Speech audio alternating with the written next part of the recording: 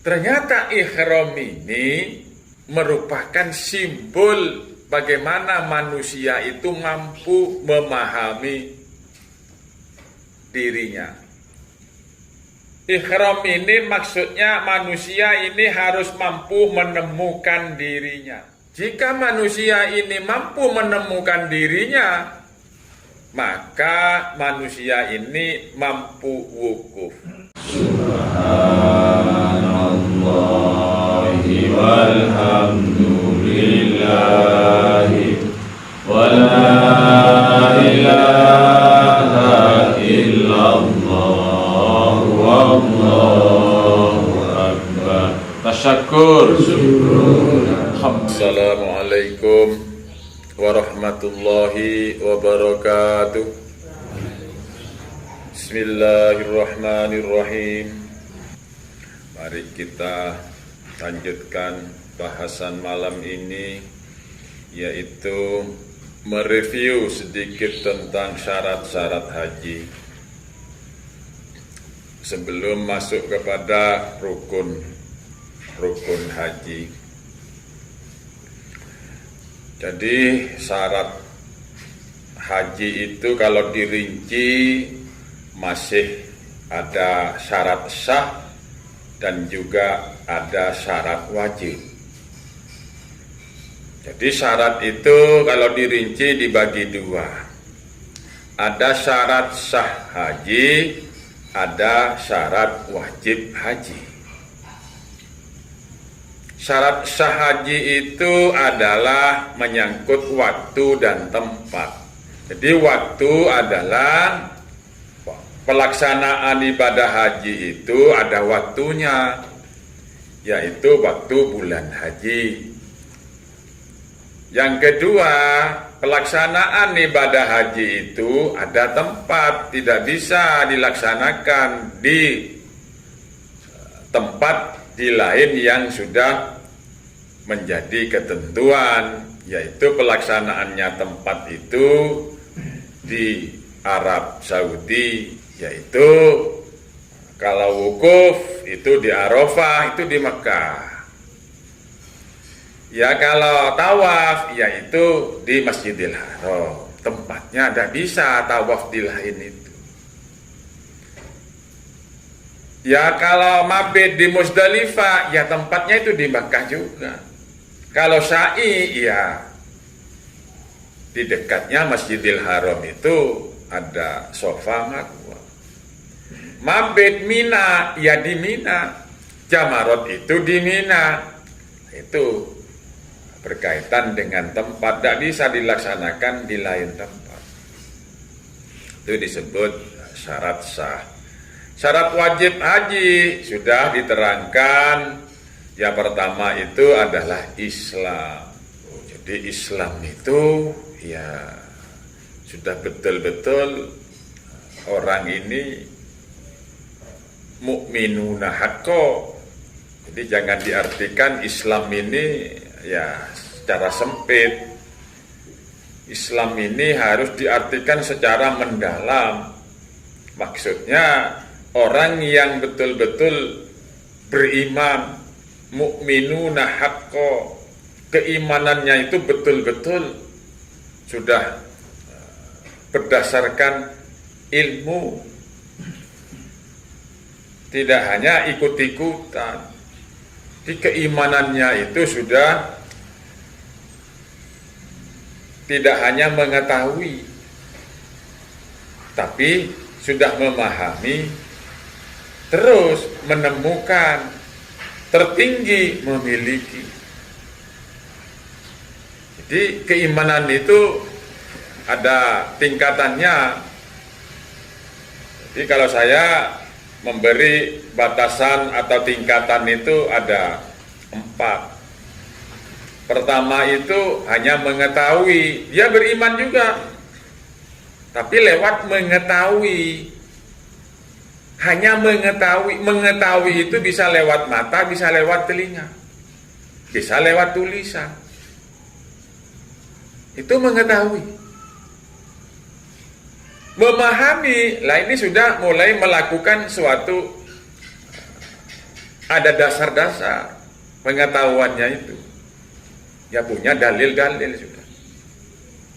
Punya argumentasi secara ilmiah.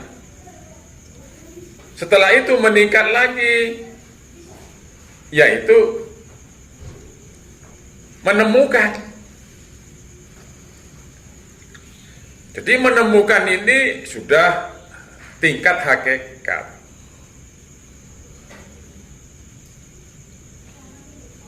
Tingkat hakikat. Lah tingkat hakikat itu tertinggi itu adalah memiliki. Di tingkat memiliki ini sudah dikatakan orang arif billah, yaitu ilmunya itu adalah hikmah atau irfan. Itu tingkat tertinggi seperti itu.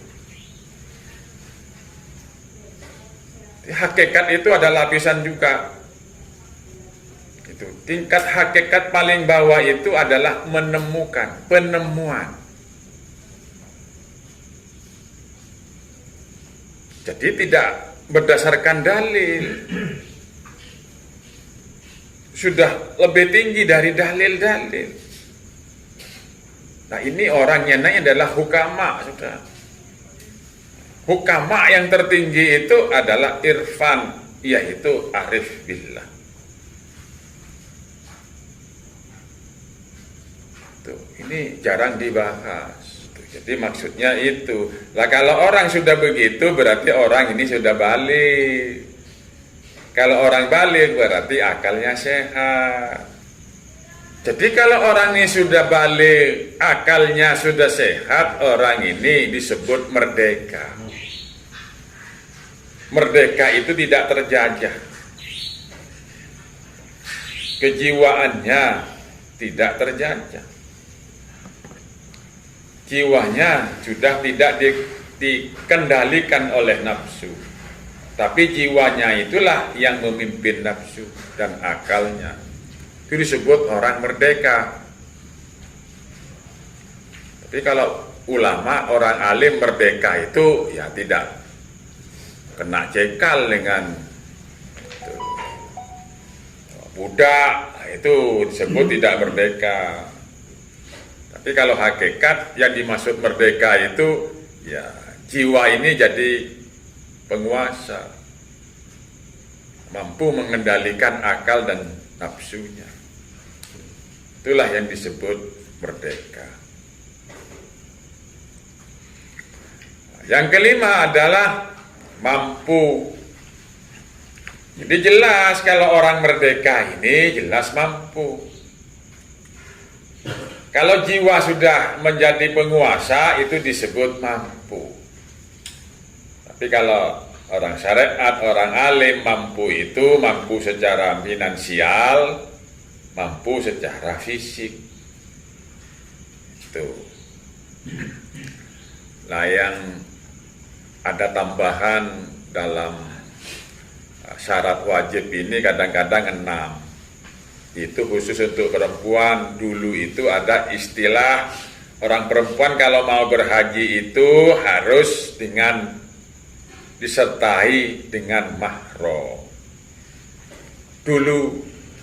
Nah, setelah itu mahram ini sudah tidak relevan lagi. Karena apa?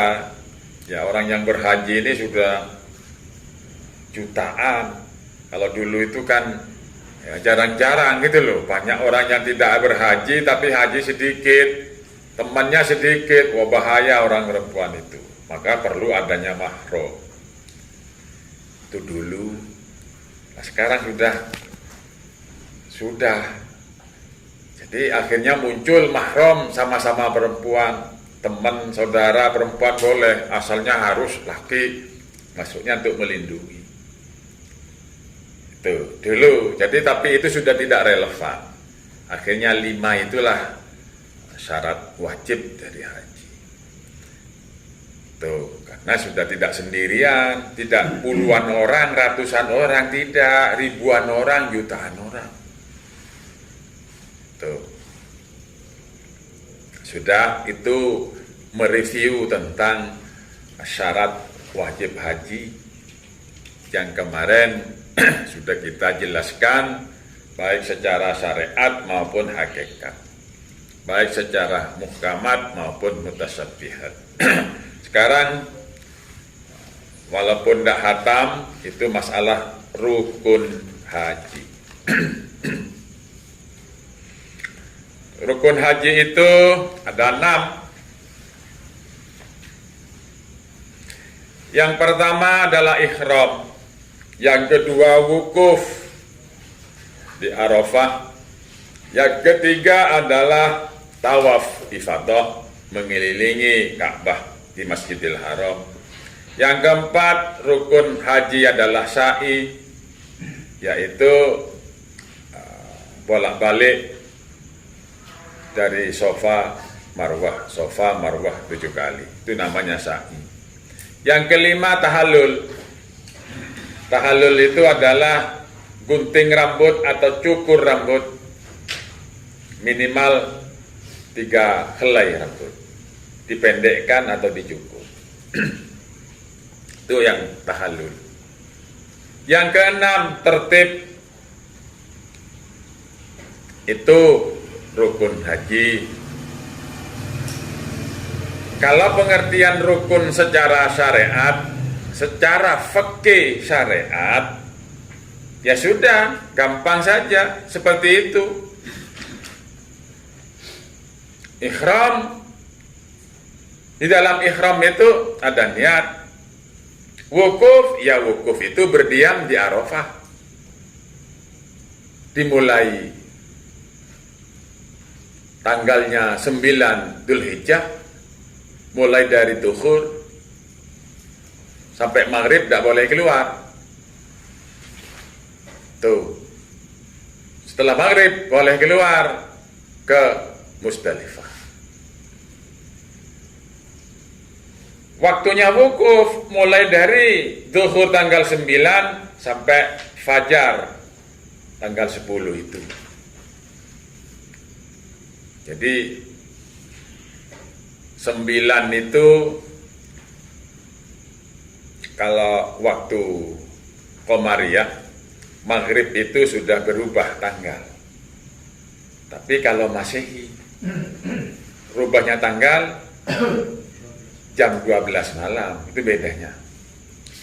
Kalau Qamariyah, itu maghrib itu sudah berubah.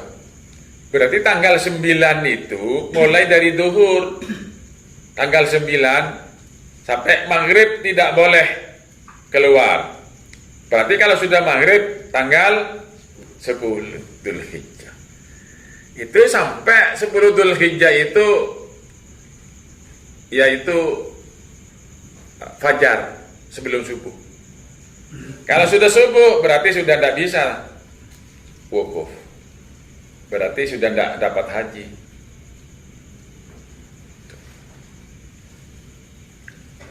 Jadi rukun dari haji seperti itu. Wukuf, setelah itu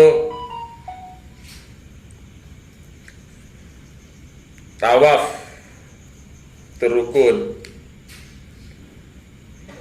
Tawaf di Masjidil Haram mengelilingin Ka'bah 7 kali. Setelah itu sa'i, Safa Marwah 7 kali. Habis itu tahallul. Kalau sudah tahallul, berarti larangan-larangan ihram sudah tidak berlaku. Kalau sudah tahallul, larangan-larangan ihram sudah tidak berlaku. Jadi orang laki sudah bisa pakai katok, sudah pakai kopiah, sudah bisa pakai baju, sudah bisa pakai sarung. Tuh. Jadi larangan-larangan ihram sudah tidak berlaku karena selesai. Ihramnya itu sudah selesai.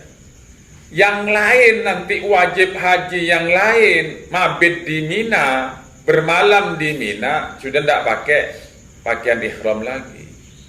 Jamarot, Ula, Wusto, Aqobah, tanggal 11, 12, 13 sudah tidak perlu lagi pakaian ihram. karena sudah tahallul. Kalau belum tahallul, ya harus tetap bagian ihram sampai tanggal 13. Berarti rukun hajinya belum selesai. Tapi sambil lalu melaksanakan wajib haji. Jadi jamrot itu wajib haji, tidak termasuk rukun. Nah ini terakhir tertib penjelasan secara syariat sudah selesai. Jadi kalau orang ngaji masalah syariat haji itu ya sudah selesai.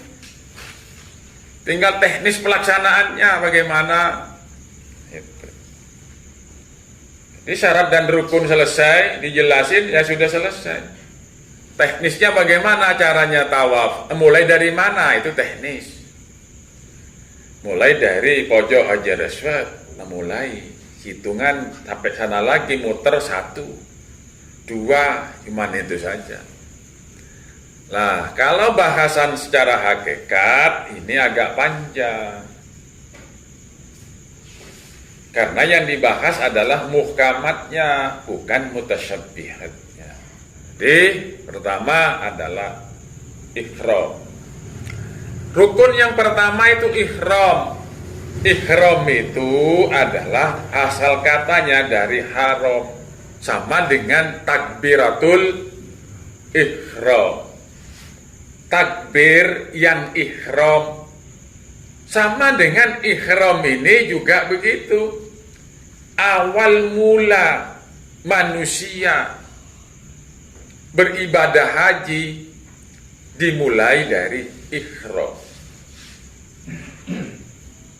Ternyata ihram ini merupakan simbol bagaimana manusia itu mampu memahami dirinya. Ihram ini maksudnya manusia ini harus mampu menemukan dirinya. Jika manusia ini mampu menemukan dirinya, maka manusia ini mampu wukuf, disebut makrifat. Kalau manusia tidak mampu menemukan dirinya, tidak mampu memahami dirinya, siapa dirinya itu, manusia ini tidak bisa wukuf. Karena manusia ini belum makrifat. Jadi ada hadis Yunani, man arafa nafsahu faqad arafa rabbahu. Siapa orang yang paham dengan dirinya, maka akan betul-betul paham dengan Tuhannya. Ini hadis Aristoteles mungkin, bukan hadisnya Nabi. Kadang-kadang oleh ulama itu disebut hadis, bukan hadis. Tapi ya hadis juga, karena sesuatu ini benar. Sesuatu yang benar itu adalah hadis.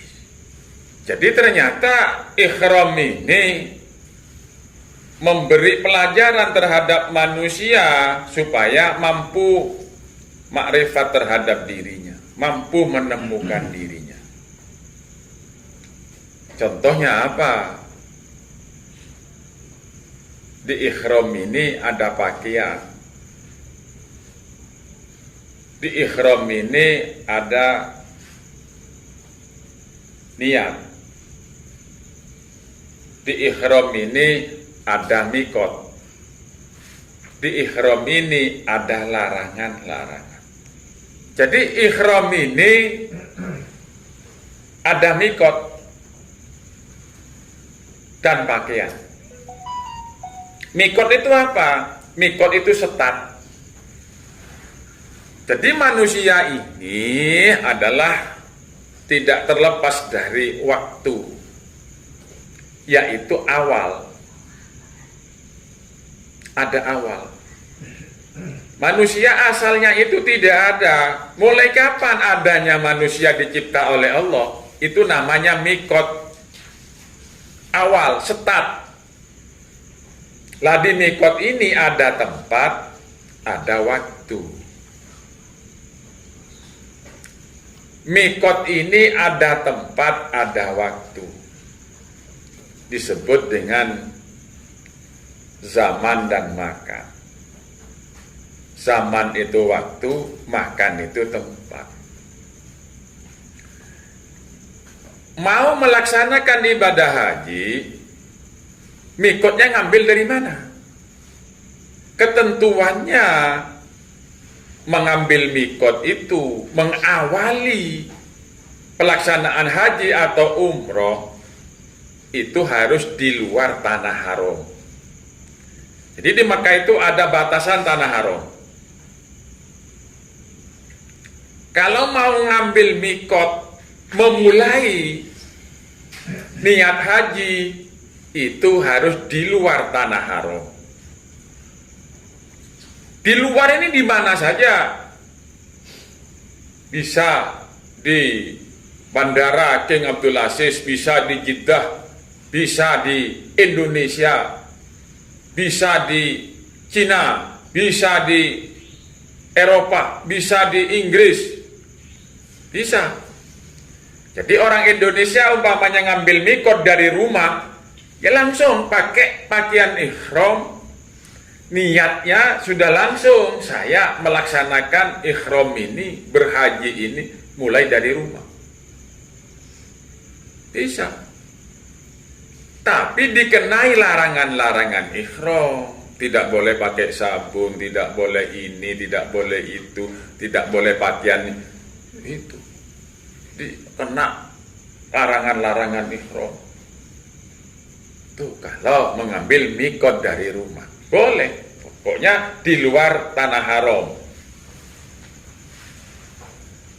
Maksudnya apa? Jadi manusia ini ada permulaan. Di permulaan ini sudah harus ada niat. Kalau belum ngambil mikot, berarti belum niat, tapi namanya azam. Ada orang mau naik haji, berangkat dari rumahnya, belum ngambil mikot, berarti belum niat. Masih azam, berangkat naik pesawat. Belum niat haji itu. Azam namanya. Tapi begitu sampai di Bandara King Abdul Aziz, kok langsung berpakaian ihram, langsung nawa itu. Nah itu namanya sudah niat. Jadi harus beda. Kalau belum dilaksanakan, itu namanya azam. Jadi niat itu berada dalam pelaksanaan. Mulai dari awal sampai akhir. Itu niat. Niat itu ada 3 poin. Sadar, sengaja, lillahi. Gak bisa, gak 3 ini. Gak bisa, gak 3. Harus 3. Sadar, tidak cukup sadar, harus sengaja. Tidak cukup sadar dan sengaja, harus lillahi. Kalau kurang 1, tidak bisa. Itulah niat. Dah paham? Selanjutnya pakaian.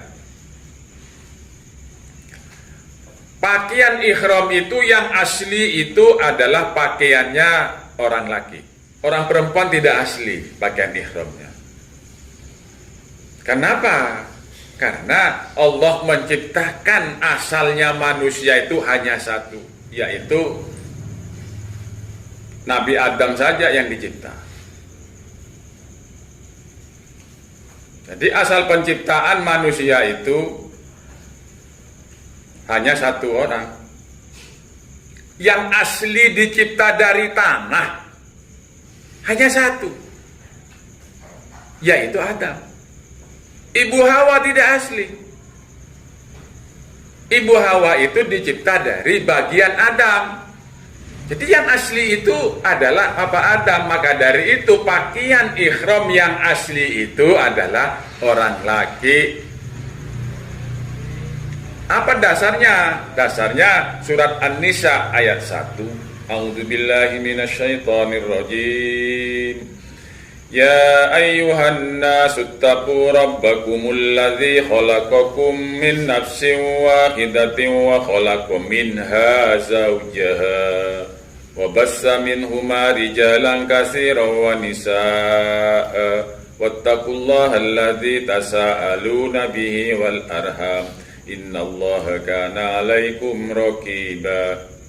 Ya ayyuhan nasu taqu Rabbakumul ladzi khalaqakum, Tuhan kamu menciptakan kamu min nafsin wahidatin, dari satu, wa khalaqa minha zaujaha, menciptakan Allah itu minha dari Adam, apa? Zaujaha, ibu Hawa, berarti pasangan. Jadi pasangan itu dicipta dari minha. Minha itu adalah Adam. Di sebagian hadis mengatakan ibu Hawa itu dicipta dari tulang rusuk Adam. Maka dari itu orang perempuan itu merupakan bagian dari orang laki. Karena bagian berarti bagian itu ikut kepada pokoknya.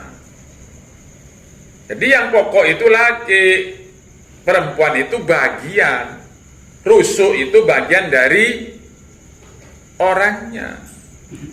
Maka dari itu rusuk itu ngikut ke orang, jangan dibalik. Orang ngikut rusuk, tidak bisa. Maka dari itu orang perempuan tidak boleh mengimamin orang laki. Karena apa? Bagian dari orang laki. Itu. Lah orang perempuan ini, ya rusuk itu adalah bengkok. Tidak ada rusuk lurus itu. Jadi orang perempuan ini harus bengkok. Maksudnya bengkok apa? Melindungi tujuannya. Jadi bengkoknya orang perempuan ini harus, bengkoknya ini maksudnya itu adalah kemaslahatan. Jangan diartikan bengkok ini adalah kemudorotan, kemaslahatan. Jadi kalau orang manusia tidak punya rusuk, komponen atau organ vital manusia itu berbahaya, tidak dilindungi oleh rusuk. Lah rusuk harus bengkok. Nah, itu yang dimaksud. Maka dari itu kembali kepada pakaian ihram yang asli itu adalah orang laki. Pakaian ada dua lembar kain yang tidak terjahit. Satu pakaian bawah dan satu lagi pakaian atas yang diselendangkan. Yang di bawah disarungkan, yang di atas diselendangkan. Maksudnya apa? Penciptaan manusia itu dari dua alam. Alam atas langit, rohani, alam bawah, tubuh, bumi, yaitu jasmani. Jadi maksudnya pakaian itu adalah, pakaian atas itu adalah ruh, pakaian bawah adalah tubuh. Yang atas itu langit, yang bawah itu bumi. Maka dari itu di sholat sudah diterangkan. Fataras samawati wal arda hanifam muslima. Allah mencipta manusia itu dari samawati wal arda. Jadi haji itu tidak terlepas dari sholat. Jadi ihram saja pakaiannya itu sudah jelas. Takbirnya takbiratul ihram. Doa iftitah menyebutkan fataros samawati wal arda hanifan muslima. Jadi manusia dicipta dari fitrah, bersifat langit dan bersifat bumi. Keduanya ketemu secara harmoni. Hanifan itu harmoni. Muslimah selamat, damai, aman. Jadi pertemuan keduanya itu dalam keadaan damai, dalam keadaan hanif. Maka disebut wa ma'ana minal musyrikin. Kalau hanifan muslimah sudah dipastikan wa ma'ana minal musyrikin. Jadi pakaian tidak berjahit itu maksudnya itu murni, asli, fitrah.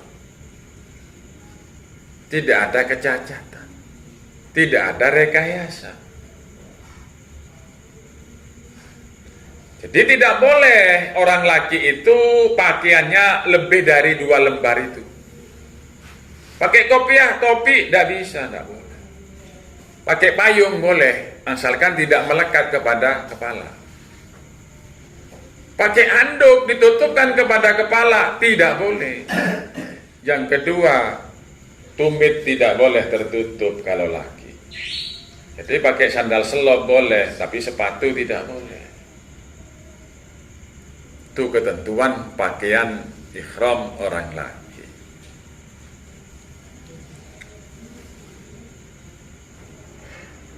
Tuh, kalau orang perempuan pakaian ihramnya itu berjahit semua. Jadi orang perempuan itu hasil rekayasa. Tidak asli dicipta dari langit dan bumi. Tuh, diambilkan dari bagian Nabi Adam. Pakaian perempuan itu seluruh tubuh kecuali wajah dan telapak tangan. Tidak boleh. Maka auratnya orang perempuan yang pas itu menurut fikih itu yang paling ngepas ya sesuai dengan pakaian ihram haji atau umroh orang perempuan. Sebetulnya pas yang itu, cadar itu tidak pas. Tutup semua itu tidak pas. Yang pas itu pakaian orang perempuan itu yaitu wajah dan telapak tangan tidak boleh tertutup. Apa maksudnya?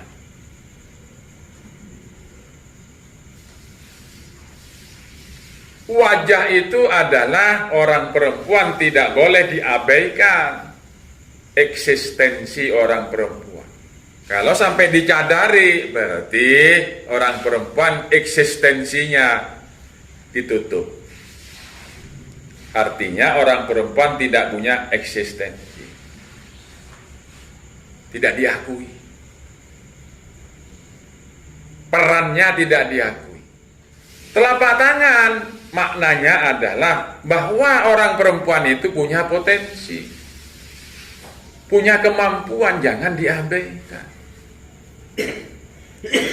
Kalau ditutup semua berarti itu tidak mengakui bahwa orang perempuan itu punya potensi, punya kemampuan.